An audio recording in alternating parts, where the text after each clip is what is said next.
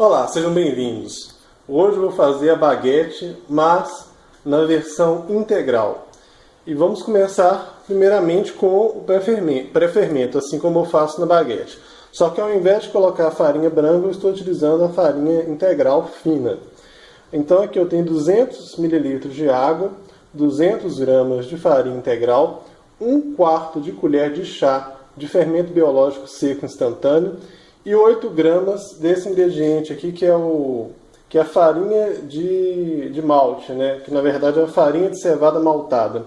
Ela é extremamente aromática, é um produto meio especializado, um pouco difícil de encontrar. Mas vocês podem substituir por uma colher de sopa de mel, que eu acredito que vai dar mais ou menos o mesmo efeito.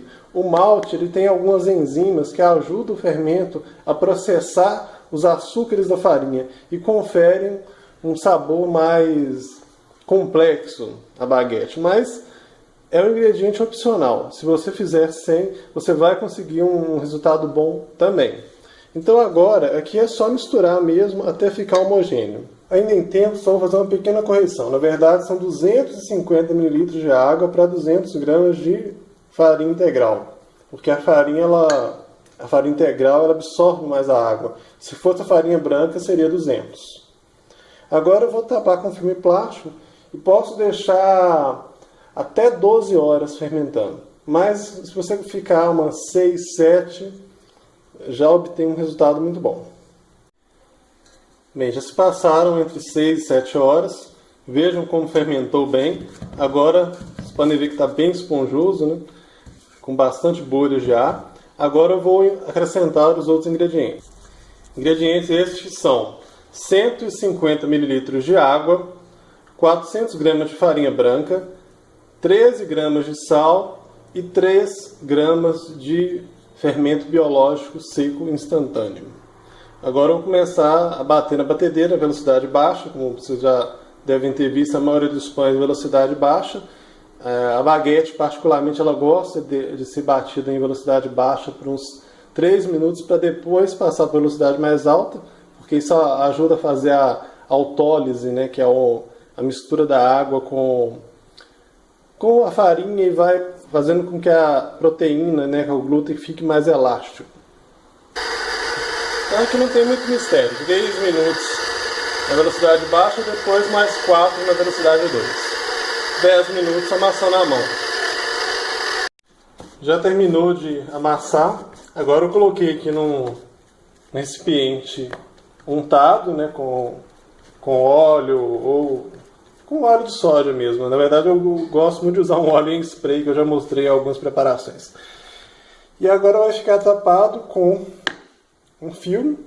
Daqui 45 minutos eu vou pegar a massa em cada borda, vou esticar e dobrar sobre ela mesma. Vou fazer e depois mais 45 minutos.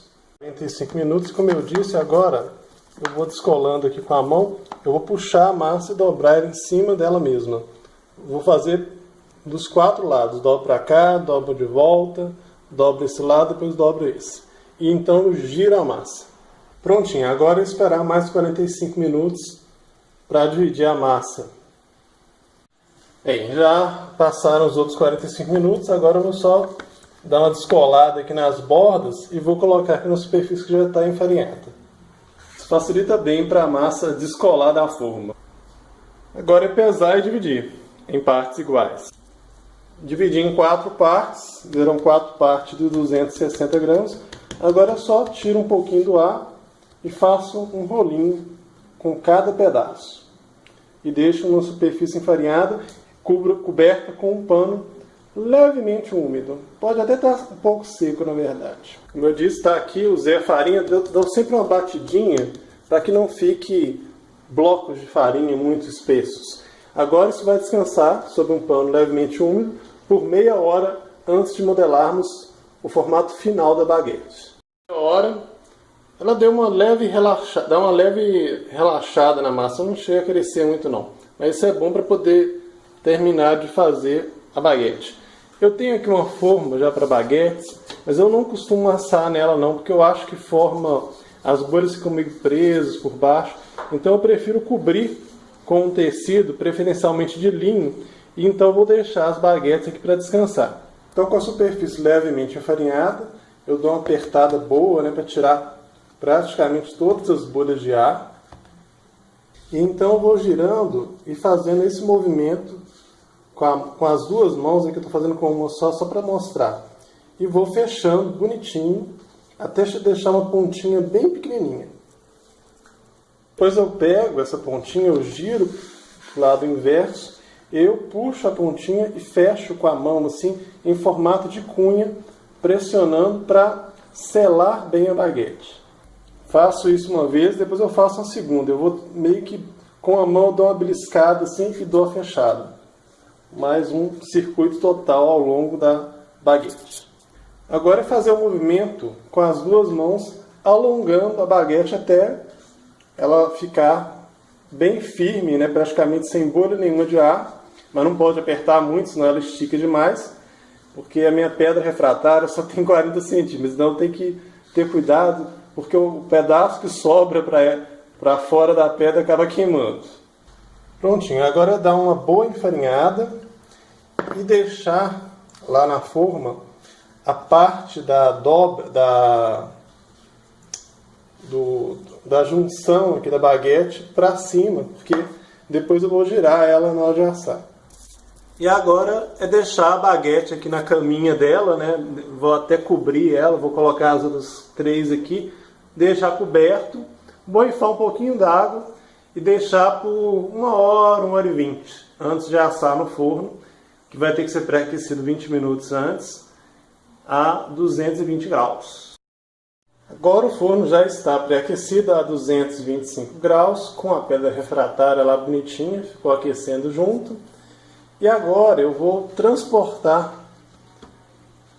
esses pães aqui dessa caminha deles aqui. Para isso eu vou utilizar o tecido, fazendo esse deslocamento até ele cair nessa folha aqui teflonada que eu vou usar para transportar até a pedra refratária sem que a massa estique. Eu poderia transportar a massa direto, está bem enfarinhado, mas acaba que na hora de transportar você coloca ela prega, mas quando você puxa a massa acaba esticando e acaba sobrando uma ponta aqui. Isso é um problema técnico que eu tenho porque a minha pedra é pequena. Se não for o seu caso, não tem problema. Então vou só deslocar vou puxar aqui bem devagarzinho e vou rolar o pão para cima dessa superfície aqui. Prontinho, agora eu vou pegar do outro lado e rolar um outro pedaço, um outro pão para cá. Vou assar 2 por vez dessa vez. Não vou ser preguiçoso, porque o resultado final fica muito melhor. Se a superfície abaixo do pão estiver bem enfarinhada, você consegue dar uns pequenos toquinhos assim e deslocar a baguete sem que ela deforme. Agora eu vou fazer os cortes.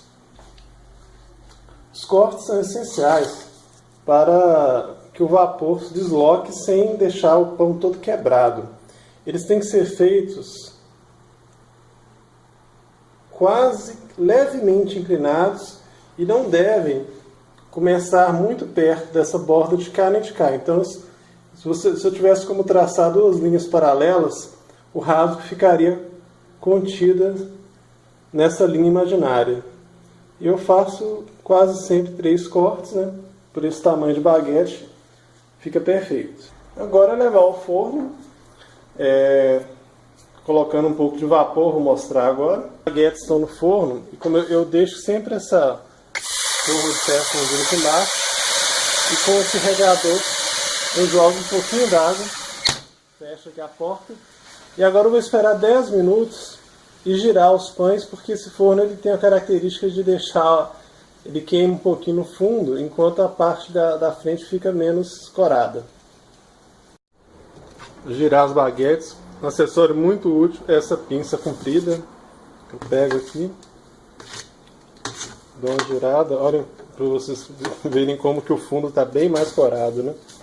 Devolvo, pego aqui, utilizo a parte do vidro aqui